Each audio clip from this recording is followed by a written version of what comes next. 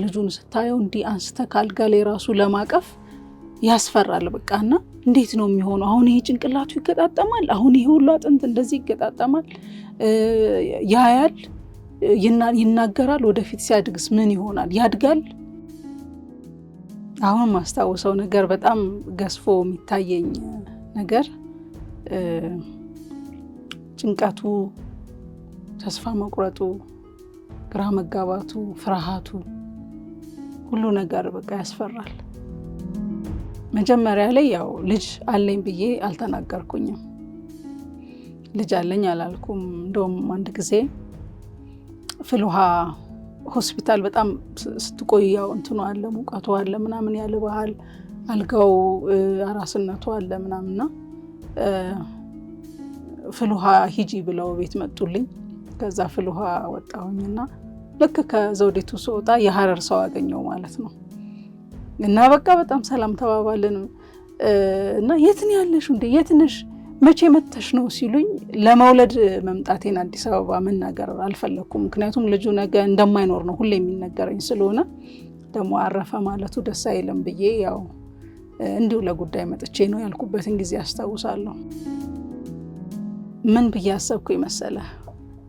አሁን እኔ ብሆን ኖሮ ታመሜ እዛ አልጋ ላይ ያለሁት ከዚህ ችግር ጋር የተወለድኩት እኔ ብሆን ኖሮ ምንድነው ልፈልግ የምችለው? ማለት ጉዳይ አሁን እኔ ወላጆቼ እንደ ልጅ ሳይቆጥሩኝ እንደ ልጅ ኢንተራክት ሳታደርግ ዛሬ ቢያርፍስ?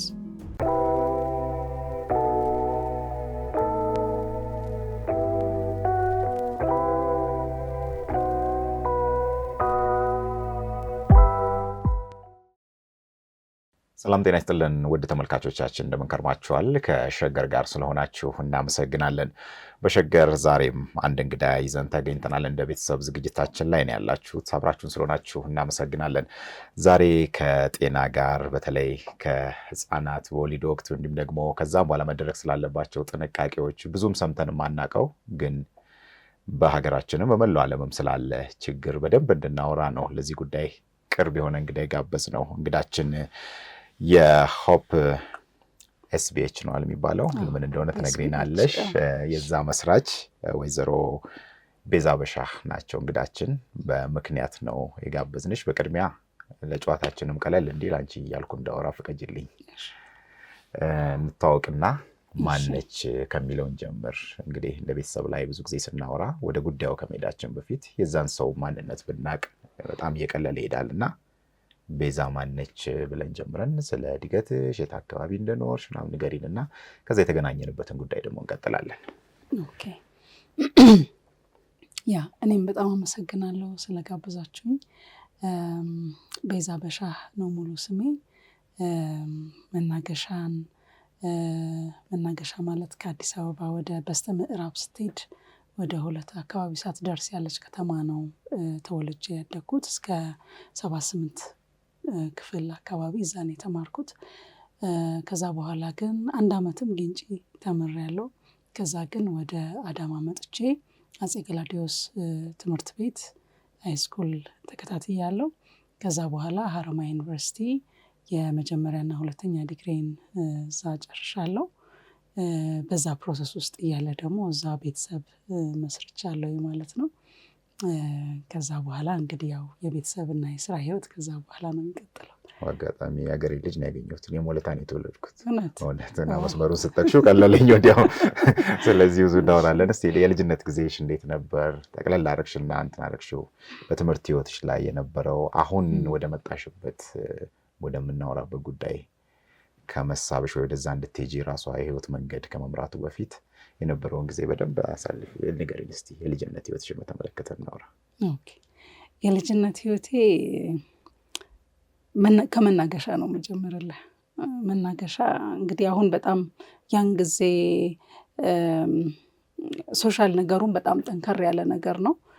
አሁን በጣም አይሶሌትድ የሆነ አይነት ላይፍ ስታይል ነው ያለን አዲስ አበባ ላይ። ያን ጊዜ ግን ብዙ ማስታወሳቸው ጎረቤቶች አሉ። ብዙ የልጅነት በጨዋታ ነው ብዙ ጊዜ ነው ያሳለፍኩት። በእርግጥ ብዙ ጊዜ ቤት እንድንሆን እንደረጋለን፣ ግን ተፈቅዶልን ስንወጣ ግን በጣም ጥሩ ሚሞሪዎች አሉኝ እዛ የነበሩን። አባቴ መምህር ነበረ እና እኔ የተማርኩበትን ኤሌመንተሪ ትምህርት ቤት የዛ ትምህርት ቤት ዳይሬክተር ነበር እና በዛ ላይ ገበሬም ነበረ። እነዛ አይነት ኢንቫይሮንመንቶች ናቸው ሞር ህይወቴን ቢልድ ያደረጉት። ከዛ ውጪ ብዙ እህትና ወንድሞች አሉኝ። እኔ 8ኛ ልጅ ነኝ ለቤተሰባችን። 5 ወንድሞችና 4 እህቶች አሉኝ። ስለዚህ ያው በጣም በብዙ ፋሚሊ ውስጥ ያደገ አይነት ሰው ነኝ ማለት ነው። ያ ልጅነቴ በጣም የምወደው ልጅነት ነው። ከመናገሻ ከወጣን በኋላ 1 ዓመት ያህል እህቴ ግንጪ ትሰራ ነበርና ግንጪ እዛ 1 ዓመት ቆይተናል። አዋሽ ጉራ የሚባል ትምህርት ቤት 1 ዓመት ተምሬያለሁኝ። ከዛ ግን ወደ አዳማ መጣን ማለት ነው። ናዝሬት ላይ የሃይስኩል እድሜ ያው በደንብ እያደግ ወደ ሃይስኩል ኤጅ ስትመጣ ብዙ አሁን ላይ ያሉን የሚቀሩት ሚሞሪዎች ከሃይስኩል ኤጅ እና ከዛ በኋላ ያሉት ናቸው። እና ብዙ ሃይስኩል ላይ ያለኝ ሶሻል ላይፌ ጠንካራ አልነበረም። እቤት ውስጥ ነው በቃ ብዙ ውጪ ጎረቤት አይነት ህይወት አልነበረንም ናዝሬት ላይ። ግን ትምህርት ቤትና በቤተ ክርስቲያን አካባቢ ግን በጣም ጠንካራ የማህበራዊ ነገሮች ነበሩኝ። በጣም መወዳቸው ማስታወሳቸው ጊዜዎች ነበሩኝ። ትንሽ እንትን ያለ ብዙ ለመግባባት የፈጠነ ወይም ደግሞ በጣም ብዙ ማህበራዊ ነገር ያለው አይነት ልጅ አልነበርኩም። በቤተሰብም ያው ብዙ ነገሮች እንዲወሰኑ ውስን እንድንል አይነት ነገር ስለሆነ ያለው እንደዛ ነበረ። ከዛ በኋላ ግን ዩኒቨርሲቲ ስገባ ወደ ሀረማያ ዩኒቨርሲቲን የደረሰኝ በፊትም ትንሽ የተግባቢነት ሲድ ነበረኝ ብዬ አስባለሁ። ከዛ ግን ሀረር የሶሻል ላይፉ በጣም ጠንካራ ነው። ሰው ለመግባባት መግቢያ ምናምን አይጠበቅብህም፣ መተዋወቅ ምናምን አይጠበቅብህም። አንተን መንገድ ላይ አግኝቼ ማውራት ከፈለኩኝ ሙሉ የማውራት ነፃነት አለኝ። የሚታዘበህ ሰው የለም። ስለዚህ ማህበራዊ ነገሩ በጣም ኦፕን ነው። ስለዚህ ከዚህ የሚለየው ያ ነበረ እና ያንን እዛም ሆኜ እዚህ የነበረኝ ባክግራውንድ አልለቀቀኝም። በእርግጥ እንደዚህ ክሎዝድ በሆነ አይነት ኢንቫይሮንመንት የመኖር ቴንደንሲ ነበረኝ እዛ። ግን ደግሞ ትንሽ ቀይሮኛል እዛ ያለኝ ጊዜ። በመጀመሪያ ዲግሪም 2ኛ ዲግሪም ካገባሁኝ በኋላም እዛ በነበረኝ ቆይታ ይሄንን ይመስል ነበር ቆይታዬ። እንግዲህ ወደዚህ ዛሬ ወደ አመጣን ስቶሪ ጉዞ የተጀመረው ሀረማያ ዩኒቨርሲቲ ነው። የ2ኛ ልጄን በጸነስኩበት ወቅት ነው። ተማሪ እያለሽ ነው? ነው የመጀመሪያ ዲግሪን ጨርሼ 2ኛ ዲግሪን ጨርሼ አግብቼ ሁለታችንም እዛ እንሰራ ነበር። በስራ ለማሳለፈሽ ነበር? በመሀል የተማርሽው ምን ነበረ? ባዮሎጂ ነበረ ባክግራውንድ። ከዛ ግን ወዲያውኑ ነው ወደ ስራ አልገባሁኝም።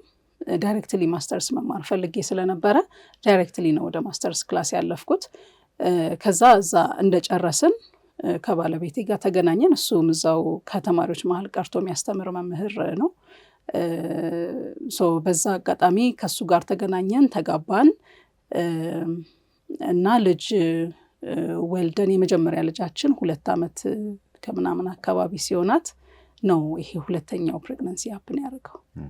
እሺ እንግዲህ የመጀመሪያው ላይ የነበረ ያያችሁት ምንም አይነት ነገር አልነበረም። አሁን ብዙ ሰው እንዲረዳ የምፈልገው ይሄ ችግር እንግዲህ በደንብ አስረጅን። ለመጀመሪያ ስለ ጉዳዩ እናወራና ስለጀመርሽው ታሪኩንም ከዛ እስቲ እየነገርሽን እንቀጥል በደንብ እንዲገባን።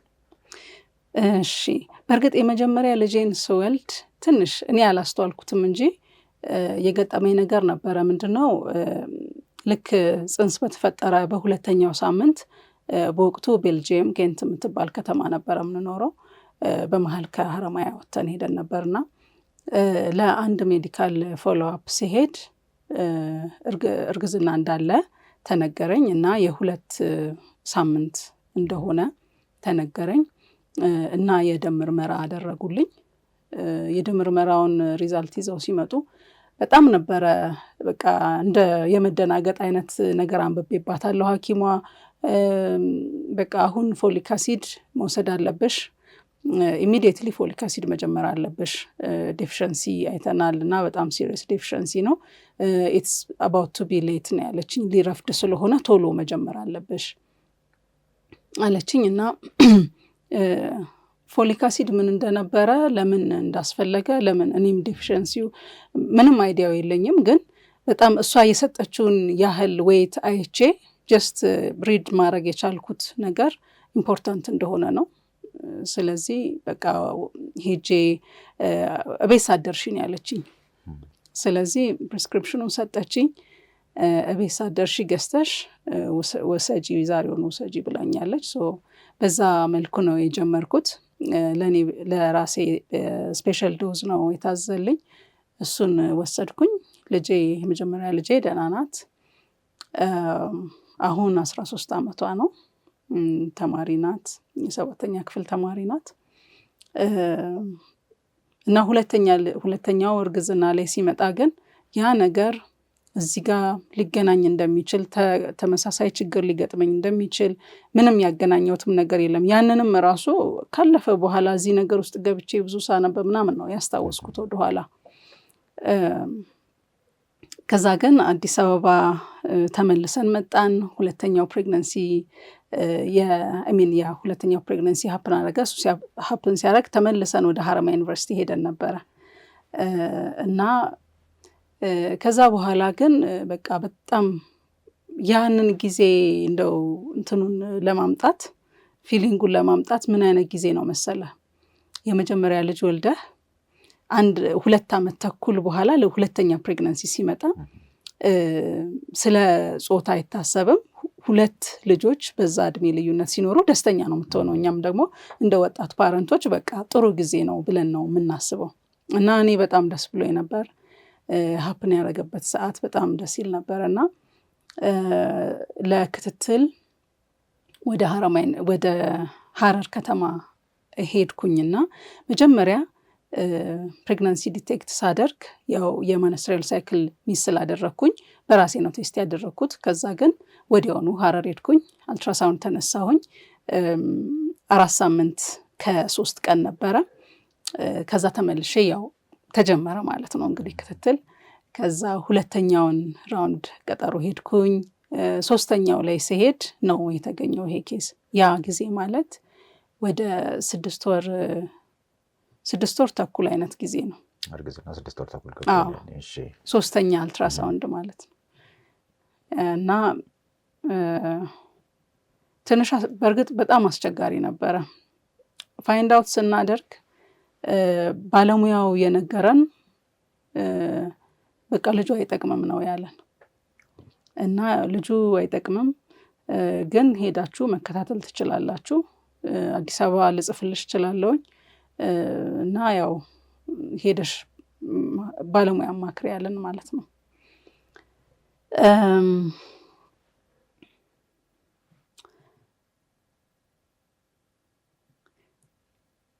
አንድ የጠየቅኩት ጥያቄ ምንድን ነበረ? ምን ብዬ ልንገረው አልኩት ለባለቤቴ። ተነግሮሻል አንቺ ምን እንደሆነ? አይ በቃ እንደዚህ ነው ልጁ አይጠቅምም ነው ያለኝ።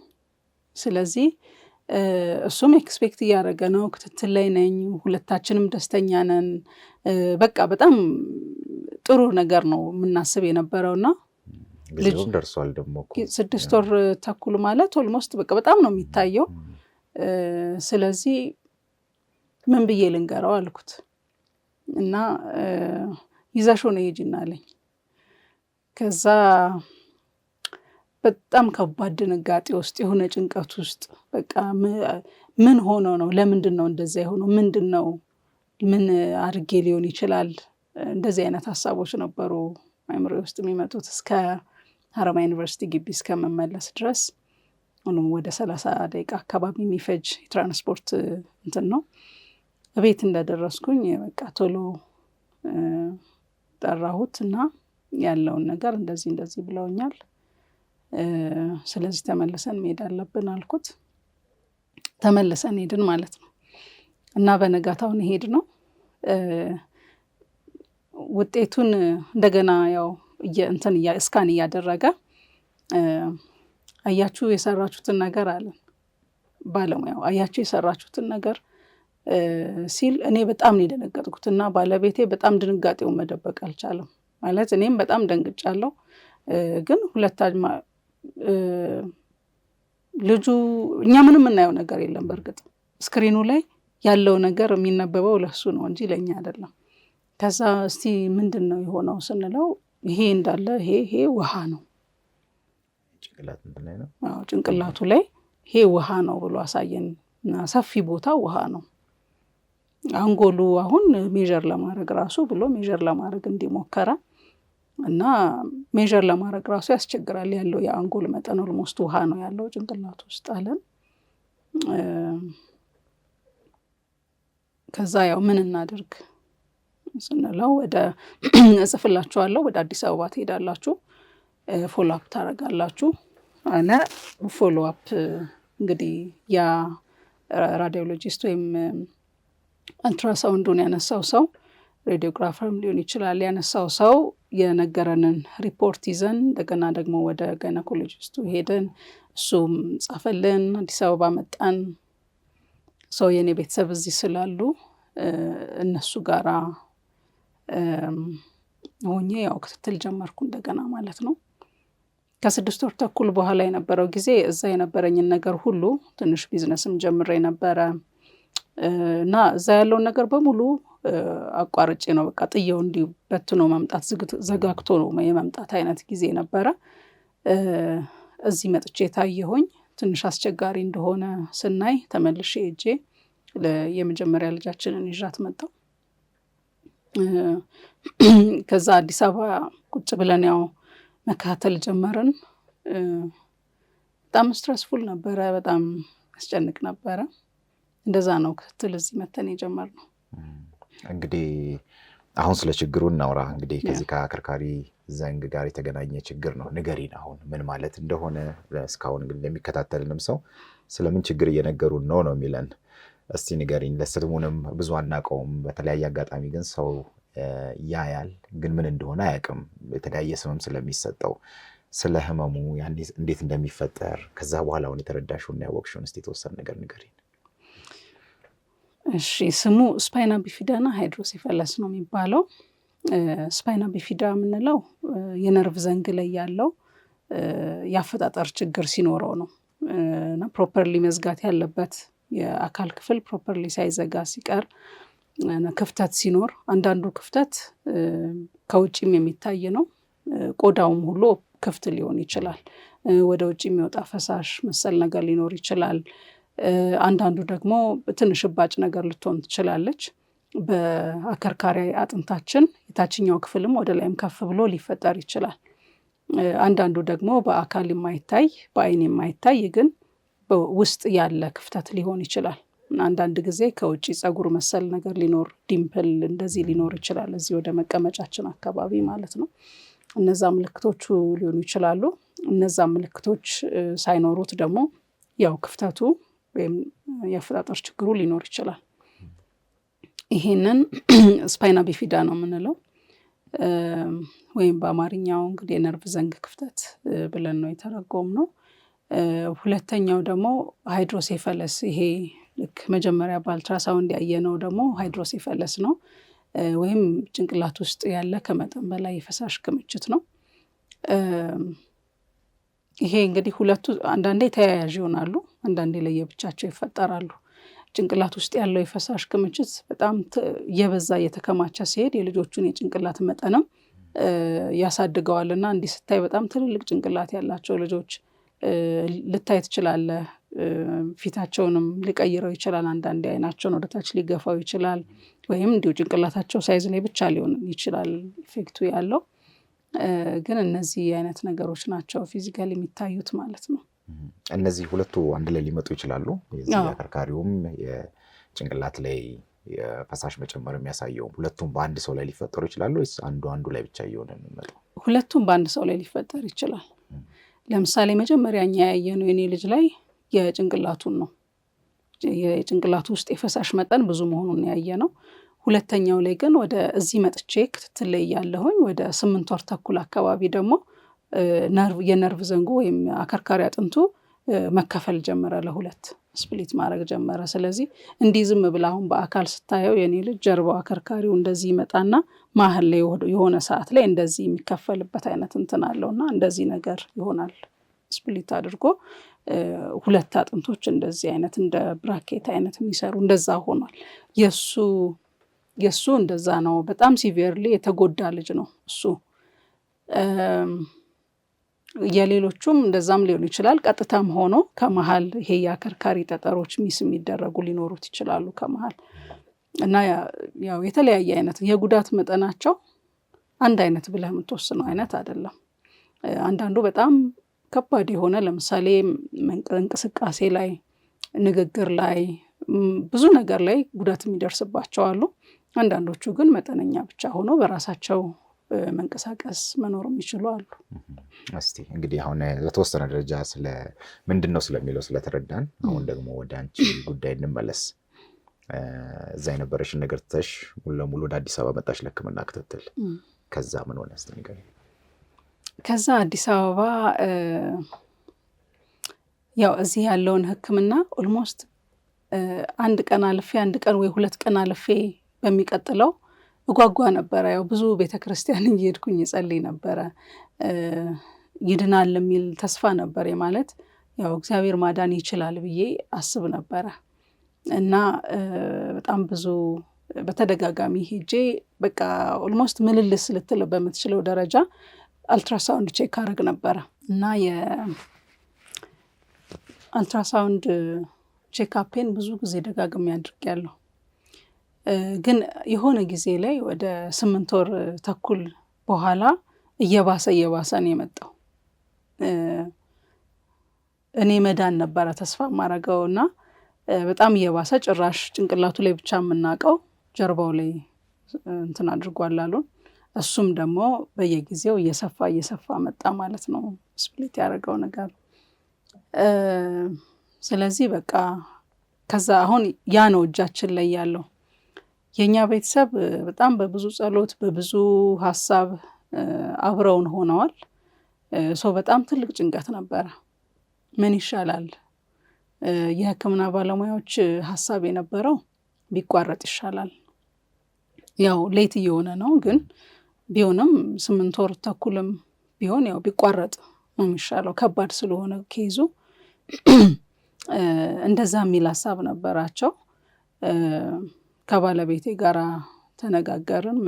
ምን እናድርግ ቢቋረጥ ይሻላል የሚለውን ኦፕሽን ልንቀበለው ከበደን ትንሽ። ስለዚህ ምን አሰብን እስቲ ቤተሰብም በጣም ተጨንቋል። አንድ ሜዲካል ፕሮፌሽን ላይ ያለ ሰው ቤተሰብ ውስጥ ስላለ ያውቃል እንደዚህ አይነት ኬዞች ከተወለዱ በኋላ ያለውን ውጣ ውረድ ስለሚያውቅ እንዴት ልትሆን ነው እንዴት ነው አሁን በዚህ እድሜያቸው እንዲህ አይነት ነገር ውስጥ ችግር ውስጥ ገብተው እንዴት ሊሆኑ ነው ነበረ ጭንቀታቸው። እና ትዝ የሚለኝ አንድ ጊዜ አጎትም አክስትም እንደዚህ ሰብሰብ ብለው ሸበሌ ሆቴል እስቲ ሻይን ጠጣ ሸበሌ ተብሎ ተሰበሰቡ። እኛንም ጠሩን። እሺ ምንድን ነው የምታስቡት? ምን አሰባችሁ? ያው ሪዘልቱን ሰምተናል እና ምንድን ነው ተርሚኔሽንም ከሆነ እኛ አክሴፕት እናደርጋለን ከጎናችሁ ነን፣ መውለድም ከሆነ አክሴፕት እናደርጋለን ከጎናችሁ ነን እና ምንድን ነው የምታስቡት ሲሉን ያው ሁለታችንም ቢወለድ ይሻላል ብለን አሰብን አለን እና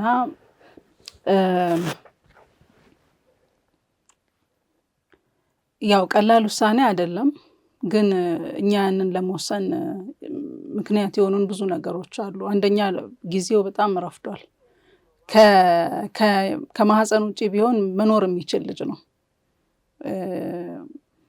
ያው ስለዚህ እንደ ልጅ ልትቆጥረው ትችላለህ በእድገት ደረጃው ማለት ነው። ሁለተኛ ደግሞ ያው በሃይማኖት በኩል ደግሞ እኛ ከእግዚአብሔር የተሻለ ለሱ አውቀን ወይ ለራሳችን አውቀን ላይፍ ተርሚኔት እናረጋለን ወይ የሚለውን ጥያቄ መመለስ ከበደን። ስለዚህ በቃ ቢወለድ እግዚአብሔር ባያድነውም እንኳን ያው ኬር እያደረግንለት ያው እግዚአብሔር ይረዳናል ብለን አሰብን ማለት ነው። በቃ እኛ ከእናንተ ጋር ነን፣ በዚህ ውሳኔያችሁ በቃ በርቱ፣ ከእናንተ ጋር ነን ተባልን። ስለዚህ ያው በቃ ከዛ ሚቲንግ በኋላ ሁሉም ፋሚሊ ኤክስፔክት ያደርጋል እንደሚወለድ የሚመጣውን ነገር ለመቀበል ማለት ነው። የሚወለድበት ጊዜ ሲደርስ ያው ማህፀን ውስጥ እያለ በጣም ትልቅ ሆኖ ነበር ጭንቅላቱ። ስለዚህ በተፈጥሯዊ መንገድ ለመወለድ ከባድ ነው። ስለዚህ ምንድነው የተደረገው? ማህፀን ውስጥ እያለ የሆነ ጭንቅላቱ ተበስቶ ፈሳሹ እንዲፈስ ማድረግ ነው የተደረገው። ስለዚህ እንደዛ ሲሆን ኮላፕስ ያደርግና በጣም ትንሽ ትሆናለች ጭንቅላቱ። በኖርማል ዴሊቨሪ ለመወለድ ኢዚ ነው የሚሆነው ማለት ነው። እና እሱ ፕሮሲጀር ምናልባት ህይወቱንም ኮስት ሊያደርገው እንደሚችል የህክምና ባለሙያዎች ያውቃሉ። ላይድን ይችላል ከዛ በኋላ እንደዛ ተደርጎ ተወልዶ በህይወት ይተርፋል የሚል ግምት አልነበረም ብዙ ሰው ጋር። እና ያው በቃ እነሱም በዛው ያርፋሉ ያው አይነት ሀሳብ ነበረ ማለት ነው። በምጥ ላይ ያለሁኝ በቃ በፊት በሲሴክሽን ስለወለድኩኝ በሰርጀሪ ስለወለድኩኝ መጀመሪያ ላይ በጣም ተጨንቀው ነበረ። ከውስጥ የጠባብ መሰንጠቅ እንዳይኖር ወይም ኢንተርናል ብሊዲንግ ደም መፍሰስ በውስጥ በኩል እንዳይኖር ምናምን በጣም የተከታተሉ ነበረ። ስለዚህ እንዳሰቡት በታሰበው መልኩ ልጁ ተወለደ። ከጭንቅላት ውስጥ ገና ሳይወለድ ወደ 400 ሚሊ ሊትር ውሃ ወደ ግማሽ ሊትር ሊጠጋ የሚችል ውሃ ነው የወጣው። ከዛ በኋላ ልጁ ተወለደ ማለት ነው። እና ሲወለድ ራሱን አያውቅም ነበረ፣ ኮንሽስ አልነበረም። እና በቃ ጸጥ ያለ ልጅ ነበረ። ሰውነቱም ነጭ ነበረ። እንዲህ በጣም ቆይቶ ነበረ ከእንሽርቷ በኋላ። እና ያው ሁሉም ሰው የፈራው በህይወት እንደማይቆይ ነው። እነሱ ያንንም ኤክስፔክት የሚያደርጉ ስለነበረ ከዛ በኋላ ግን በቃ ነገሩን ልጁ ሰርቫይቭ አላረገም። እሷ ሪከቨር ታድርግና ትሂድ ተባልን። የተወሰነ ሰዓት ቆየሁኝ ሆስፒታል፣ 1-3 ሰዓት ያህል ቆየሁ ማለት ነው ተኝቼ። ያው በጣም ከባድ ድካም ስለነበረ ከምጥ ውስጥ የነበረው 1-3 ሰዓት ያህል ተኛሁኝ። ስነሳ እንደዛ ሲሉኝ ልጁስ ስላቸው እንደዚህ ነው አሉኝ። በቃ እሺ ወደ ቤት መሄድ እፈልጋለሁ አልኩኝ። ወደ ቤት ፋሚሊ መጣ፣ መውጣት ጀመረን ማለት ነው። እና በቃ ሰደንሊ ልጁ ከተቀመጠበት አይሲ ውስጥም አልገባም። በቃ እንትን አድርጓል አርፏል ብለው ነው ሁሉም ያሰበው ማለት ነው። እና ውጪ ነው የተቀመጠው። እና ያው ኦሎፍ ሰደን ማልቀስ ይጀምራል ልጁ። ከዛ በቃ ተደነጋግጠው ልጁን ይዘውት አይሲ ውስጥ እንዲገባ አደረጉ ወዲያውኑ። ከዛ ደግሞ ለኛ ጻፉልን፣ ወደ ዘውዲቱ መሄድ አለባቸው፣ የኬዝ ዘውዲቱ ነው የሚሄደው። ስለዚህ እዛ የምትችሉትን አርጉ፣ አልጋ የለም ተብሏል፣ ግን በቃ የምትችሉትን አርጉ ተባለ። ወንድሜ ጥቁር አንበሳ ስታፍ ስለነበረ በቃ እንደምንም በሶሻልም በምንም በቃ እንደምንም ብሎ የሆነ ነገር ተገኘ። ኮሪደር ላይ ተኛን። እሱ አይሲዩ ገባ። እሷ ብትሄድ ነው የሚሻለው እዚህ ምንም አትሰራም ተባልኩኝ። ወደ ቤት ገባው ማለት ነው። ልጁም ያው ከአንድ ቀን በላይ ላይ ያድር ስለሚችል ተስፋ እንዳታደርግ ንገሯት ምናምን ብለው እኔን ሸኙኝ ማለት ነው።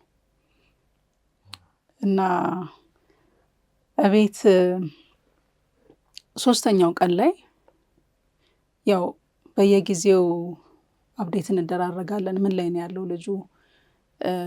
ከዛ በቃ 3ኛው ቀን ላይ ምንም ቢሆንም ኮሪደር ላይም ቢሆንም እንተኛው እኔ መሄድ አለብኝ በቃ እና ወሰዱኝ አልኩኝ። ወሰዱኝ፣ ኮሪደር ላይ ተኛሁኝ። እንደዚህ የዩኒቨርሲቲ አልጋ ታስታውሳለህ አይደል? ይሄ 90 ሳንቲም አልጋ እሷ አለች ኮሪደር ላይ። እሷ ላይ 2 ወላድ ነው የሚተኛው። በግማሽ ወደዚህ አንድ ሰው ግማሽ ወደዚህ አንድ ሰው ሆነ ነው የምንተኛው። ምክንያት ኮሪደሩ በጣም ጠባብ ነው፣ እንዲህ ለሆስፒታል ማለት ነው። የድሮ ቢልዲንግ ነው። እዛው ላይ ደግሞ ያው እንዲህ በመደዳ ነው፣ እንደውም መተኛ ቤት አስመስለ ነው በመደዳ አልጋዎች አሉ። እዛ ላይ ሁለት ሆነን እንዲህ ለማረፍ ያህል ማለት ነው። ልጆቹ አይሲዩ ስላሉ ይሄ በራሳቸው መተንፈስ ማይችሉ ወይም ሌሎች የጽኑ ህሙማን ሕክምና ክፍል ናት እሷ። እዛ ቆየን እንግዲህና ለ28 ቀን እዛ ቆየን። አንድ ጊዜ ግን ልጁ ትንሽ ፕሮግረስ እያሳየ መጣ። እዛው ሆነን ጡት አጥቢ የሚል ፊሊንግ ይመጣብኝ ነበርና ልጁ ራሱን አያውቅም። በኦክስጅን ነው ያለው። ብዙ ነገሮች አሉ የተሰካኩለት፣ የመድኃኒት የኦክስጅን ወተት የሚደረግበት ሌላ ቲዩብ በዚህ ያለው እና ግን በቃ ጡት ለማጥባት ፍላጎቱ ነበረኝ እና ያው ብዙም አይፈቀድም አይበረታታም።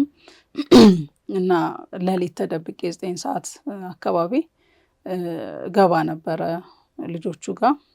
ገብተህም ብዙ መቆየት አትችልም እዛ ስለሚታፈን፣ ገብተህ አይተህ ብቻ ነው የምትወጣው። እና ከዛ ገብቼ ልጁን አቅፌ እንዲጠባ ስሞክረው ምንም ነገር አይሰማምና ኮንሽስ አይደለም። ግን ሞከርኩኝ። በመሀል አንዲት ነርስ መጣችና አየችኝ።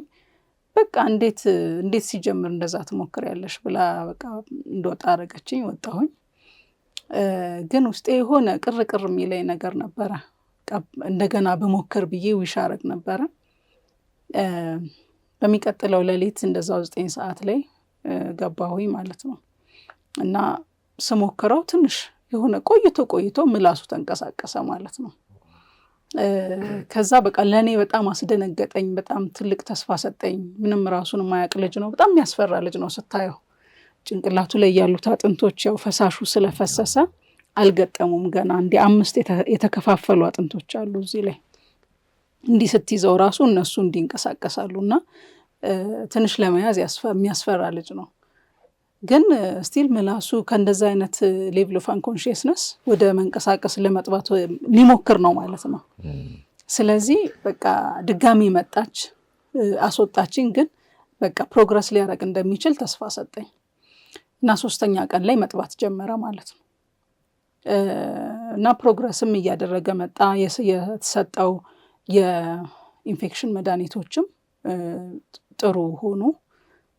ስለዚህ ኮንሽስ እየሆነ ሲመጣም ተደረገ። ኦክሲጅን ዲፔንደንት ነበረ በእርግጥ እሱም ትንሽ ተጠብቆ በኋላ ላይ የጀርባው ተሰራለት።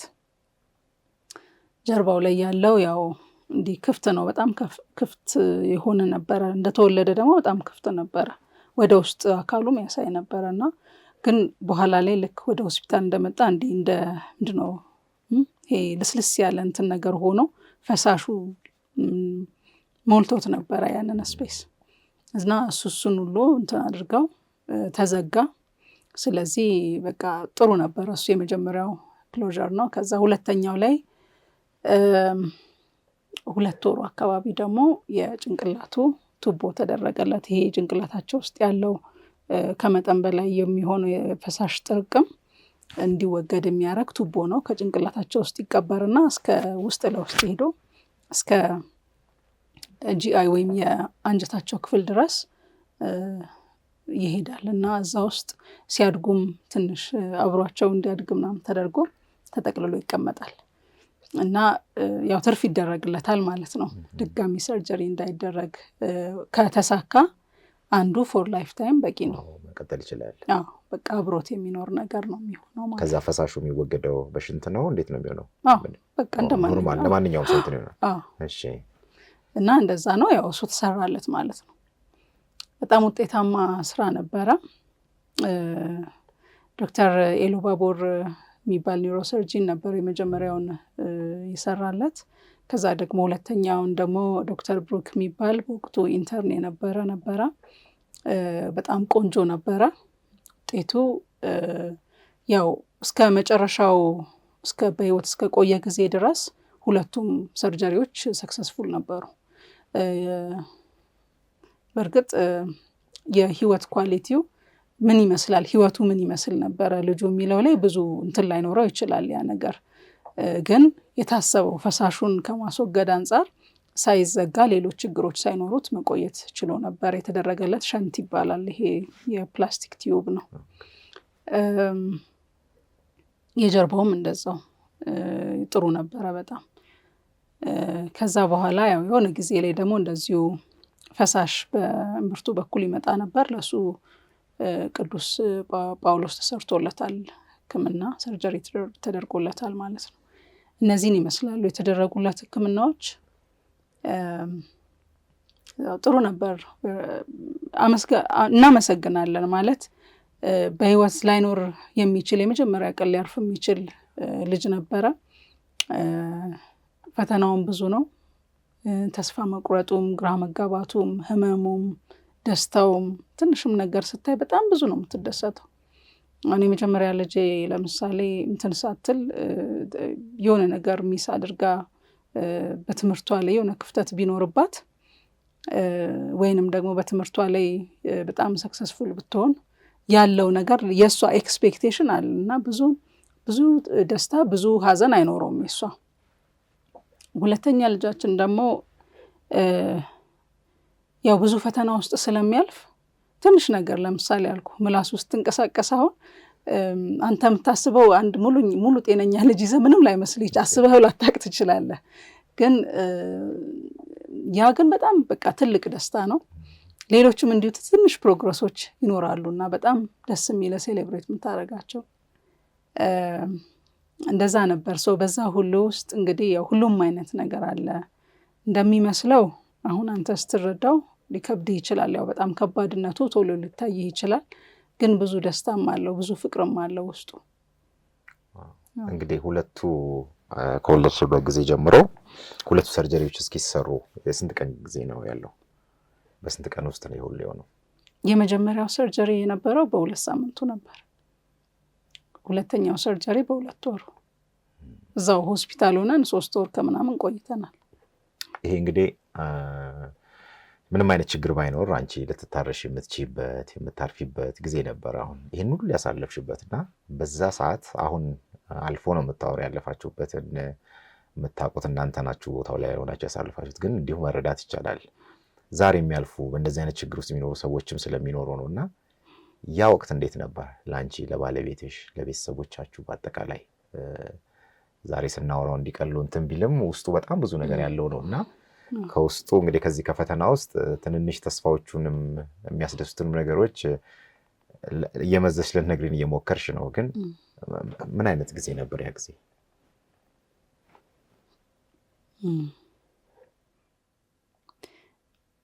አሁን ማስታወሰው ነገር በጣም ገዝፎ የሚታየኝ ነገር ጭንቀቱ፣ ተስፋ መቁረጡ፣ ግራ መጋባቱ፣ ፍርሃቱ፣ ሁሉ ነገር በቃ ያስፈራል። ልጁ እና ደግሞ ራስን መውቀስ ኬዙን አሁን እኔ በወቅቱ በእርግጥ ባነበብኩት መጠን ያፈጣጠር ችግር መሆኑንና በአብዛኛው አሁን እንግዲህ እስከ 75% ድረስ የሚሆነው አጠቃላይ ግሎባሊ ካለው ፕሪቫለንስ በስነ ምግብ ወይም ደግሞ በቫይታሚን እጥረት በቫይታሚን B9 እጥረት እንደሚመጣ ነው የሚያሳዩ ጥናቶችና ያ ማለት ከ10 ልጆች 7ቱ እንደማለት ያህል ነው። ስለዚህ ያው በእኔ ኬዝ ደግሞ እኔ እርግጠኛ ነኝ ያ እንደነበር። ምክንያቱም የመጀመሪያው ኬዝ ላይም እጥረት እንዳለብኝ የመጀመሪያው እርግዝና ላይ አይተው ነግረው ነበረ፣ ወስጄ ነበረ እና ወደኋላ ስረዳው ይሄንን ነገር ባውቅና የሚቀጥል ቀጣይ እርግዝናዎቼ ላይም ሪስክ እንዳለው ብረዳ ኖሮ ይሄንን ልጠነቀቅ እችል ነበር። ወይም ቀድሜ ሰፕሊመንት መውሰድ፣ ቀድሜ የሚፈለገውን አይነት ምግብ መብላት ወይም ማንኛውም እኔ ከእንደዚህ አይነት ነገር ምንም ነገር ማድረግ ይሻላል። የራስህም የልጅም የቤተሰብህንም ህይወት ነው አፌክት የሚያደርገውና ሌላስ ምን አድርጌ ነው ሚል ራስህን ብሌም ማድረግ በቀላሉ ወላጅ ስትሆን በቃ በመንፈሳዊውም የሆነ ነገር አጥፍቼ ነው በስጋዊውም ደግሞ እንዲባረግ ኖሮ የሚሉ ስሜቶች አልፎ አልፎ ይመጣሉ። ከዛ ደግሞ በቃ እንዴት ሊሆን ነው ያለው? በቃ ልጁን ስታየው እንዲህ አንስተህ ካልጋ ላይ ራሱ ለማቀፍ ያስፈራል። በቃና እንዴት ነው የሚሆነው? አሁን ይሄ ጭንቅላቱ ይገጣጠማል፣ አሁን ይሄ ሁሉ አጥንት እንደዚህ ይገጣጠማል፣ ያያል፣ ይናገራል። ወደፊት ሲያድግስ ምን ይሆናል? ያድጋል? እንዴት ነው ሕክምናው? እችል ይሆን? እሱን መንከባከብ እችል ይሆን? እንችል ይሆን ሁለታችንም? ምክንያቱም ብዙ ገንዘብ ይፈልጋል፣ አቅም ይፈልጋል እና እችል ይሆን ወይ የሚል ፍርሃት በቃ ዳውት ነበረኝ።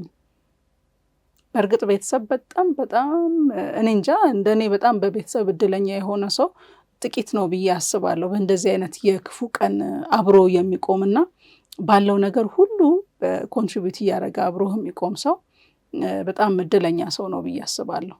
እንደዛም ሆኖ ግን ሁሉም ነገር ልክ አለው፣ ሁሉም ነገር ጊዜ አለው፣ ገደብ አለው እና ሁል ጊዜ በቃ እስከ ዘላለም ልታገኘው አትችልም ያንን ነገር እና የሆነ ጊዜ ላይ ታቆመውና የራስህን አይነት ኖርማል የራስህ አይነት ህይወት ይፈጠራል።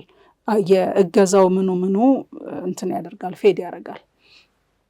ስለዚህ ያ ጊዜ ሲመጣ እንዴት ነው መሆነው የሚል ፍርሃት ነበረኝ። አዎ በቃ በጣም ብዙ አይነት ዲፕሬሽን ውስጥ ገብቼ ነበር። ዲፕሬሽን ማለት በቃ እያንዳንዱ የምኖረው ቀን ይደብረኛል። አሁን መነሳት እንትን ማድረግ የሆነ ሁሉም ነገር ደስ አይልም። ምንም ኢነርጂ የለኝም። በቃ ለነገ ኢነርጂ የለኝም፣ ለአሁንም ኢነርጂ የለኝም። እንደዛ አይነት ጊዜ ላይ ነበርኩኝ። በተለይ ደግሞ ባለቤቴን ፊቱን ሳየው ሁሌ ደነግጣለሁ። በቃ እሱን ሳየው ይብስብኛል። ምክንያቱም እሱ ከኔም የባሰ ነበር ብዬ አስባለሁ፣ እንዲሁ ዝም ብዬ በማስበው ማለት ነው።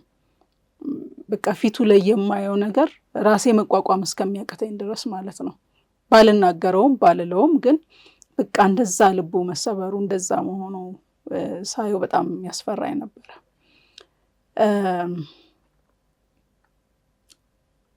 መጀመሪያ ላይ ያው ልጅ አለኝ ብዬ አልተናገርኩኝም። ልጅ አለኝ አላልኩም። እንደውም አንድ ጊዜ ፍልውሃ ሆስፒታል በጣም ስትቆይ ያው እንትኑ አለ፣ ሙቀቱ አለ ምናምን ያለ ባህል አልጋው አራስነቱ አለ ምናምንና ፍልውሃ ሂጂ ብለው ቤት መጡልኝ። ከዛ ፍልውሃ ወጣሁኝና ልክ ከዘውዲቱ ስወጣ የሐረር ሰው አገኘው ማለት ነው። እና በቃ በጣም ሰላም ተባባልን እና የት ነው ያለሽ እንዴ የት ነሽ መቼ መተሽ ነው ሲሉኝ ለመውለድ መምጣቴን አዲስ አበባ መናገር አልፈለኩም። ምክንያቱም ልጁ ነገ እንደማይኖር ነው ሁሌ የሚነገረኝ ስለሆነ ደግሞ አረፈ ማለቱ ደስ አይልም ብዬ ያው እንዲሁ ለጉዳይ መጥቼ ነው ያልኩበትን ጊዜ አስታውሳለሁ። ለነሱ እንደዛ ልበል እንጂ ውስጤም እንደዛ ነበረ። የወላጅነት እንትን አልነበረኝም ከልጁ ጋር። በጣም በፍርሃት ነው በቃ ማልበስ፣ ማጽዳት፣ በእንትን ነው በሲሪንጅ ነው የሚጠጣው በአፍንጫው ወተቱን፣ እሱን መስጠት፣ ንጽህና መጠበቅ፣ በቃ እነዚህ ነገሮችን ነው ማረገው። እንደ ምን ልበለ የነርሲንግ ኬር ልበለ እንደዛ አይነት ነገር ነው እንጂ እንደ ወላጅ ፍቅር ሰጥቶ እሱን ፊል ማድረግ እሱን ፊል ያደርገኛል ብዬ ተስፋ ማድረግ ወይ እንደዛ አይነት ሞመንቶች አልነበሩኝም። ከዛ በኋላ ነው እንግዲህ ትንሽ ከዲፕሬሽኑ በሆነ አጋጣሚ መውጣት ቻልኩኝ። ያው ቤተክርስቲያን አንድ ቀን እንዳጋጣሚ ጸልዬ በጣም ስመለስ በቃ ተሻለኝ፣ ደህና ሆንኩኝና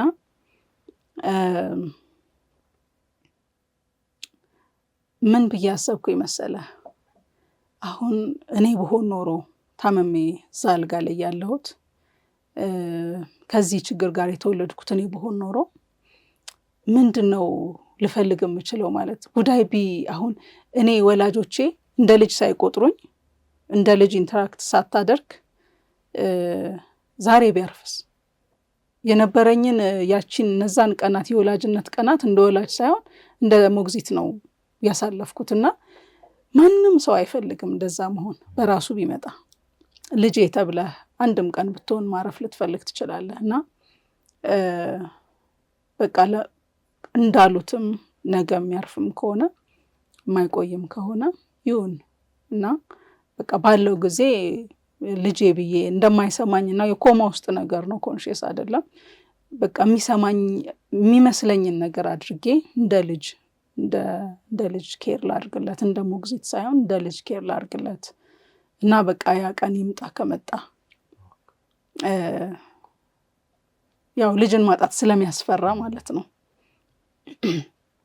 እና እነዛ አይነት ስሜቶች ነበሩ